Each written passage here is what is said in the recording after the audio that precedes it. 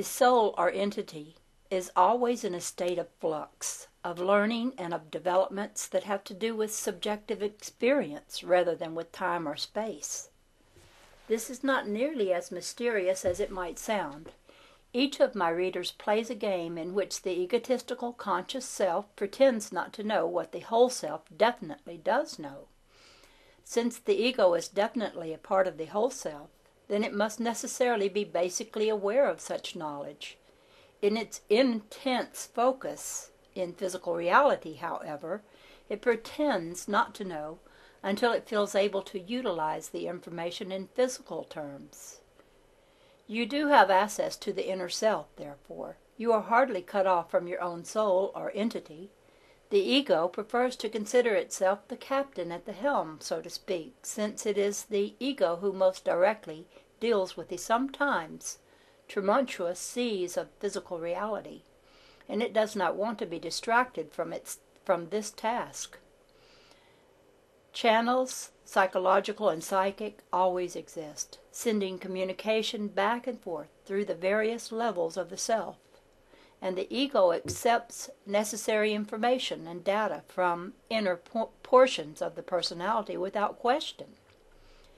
Its position, in fact, depends in a large manner upon this unquestioning acceptance of inner data. The ego, in other words, the exterior self that you think of as yourself, that portion of you maintains its safety and its seeming command precisely because inner layers of your own personality constantly uphold it, keep the physical body operating, and maintain communication with the multitudinous stimuli that come both from outside conditions and inside conditions.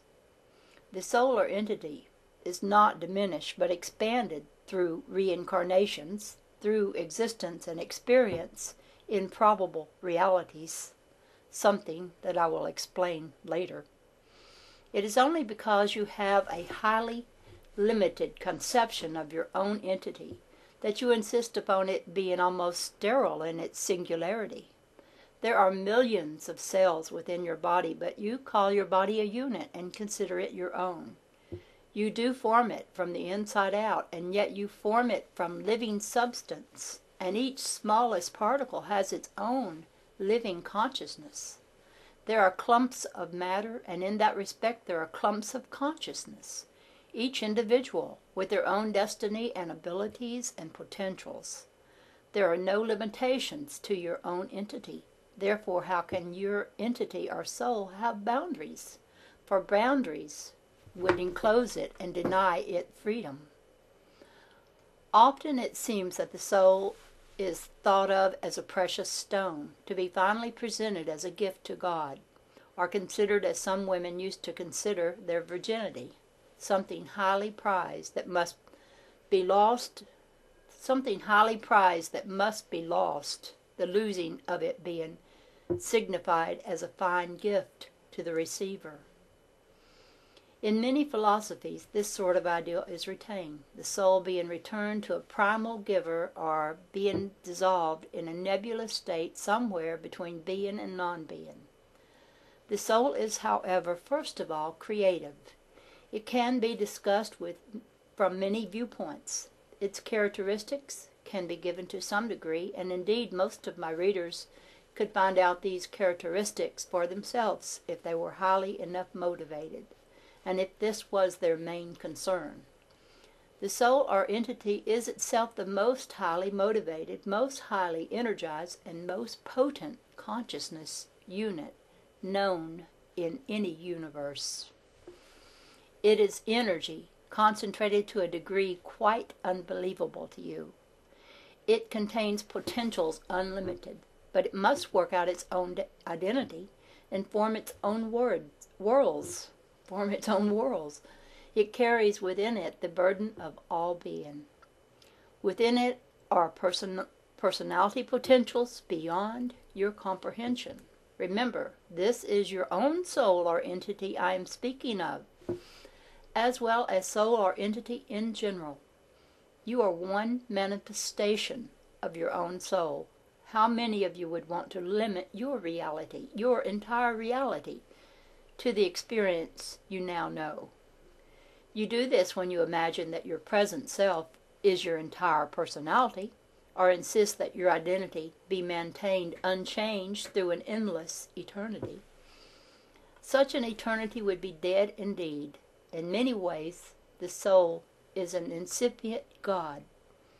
And later in this book we will discuss the God concept. For now, however, we will simply be concerned with the entity or soul, the larger self that whispers even now in the hidden recesses of each reader's experience. I hope in this book not only to assure you of the eternal validity of your soul or entity, but to help you sense its vital reality within yourself.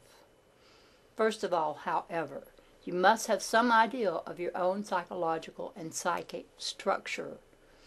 When you understand to some extent who and what you are, then I can explain more clearly who and what I am. I hope to acquaint you with those deeply creative aspects of your own being, so that you can use these to extend and expand your entire experience. Many individuals imagine the soul to be an immortalized ego, forgetting that the ego, as you know it, is only a small portion of the self. So this section of the personality is simply projected onward, ad infinitum, so to speak. Because the dimensions of your reality are so little understood, your concepts are bound to be limited. In considering immortality, mankind seems to hope for further egotistical development, and yet he objects to the idea that such development might involve change.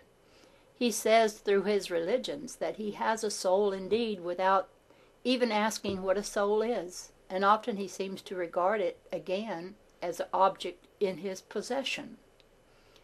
Now, personality, even as you know it, constantly changes, and not always in ways that are anticipated, most often, in fact, in unpredictable ways.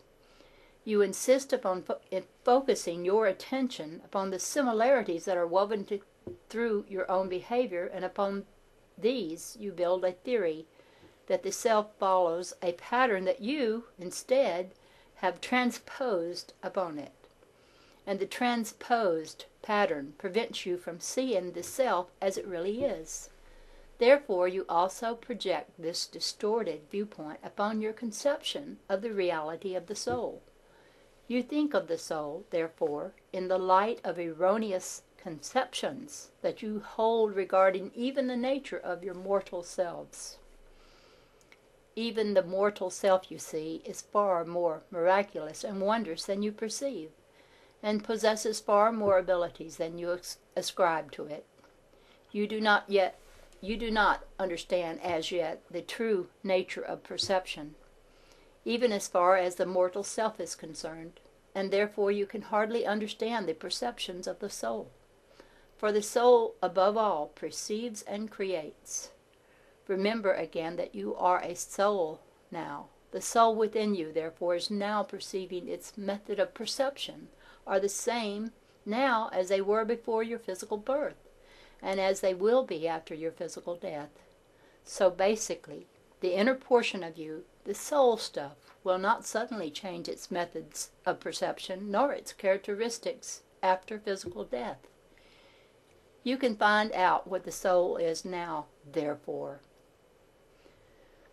Let me read that again. You can find out what the soul is now, therefore. It is not something waiting for you at your death, nor is it something you must save or redeem. And it is also something that you cannot lose. The term to lose or save your soul has been grossly misinterpreted and distorted, for it is the part of you that is indeed indestructible. We will go into this particular matter in a portion of the book dealing with religion and the God concept. Your own personality as you know it, that portion of you that you consider most precious, most uniquely you, will also never be destroyed or lost. It is a portion of the soul. It will not be gobbled by the soul, nor erased by it, nor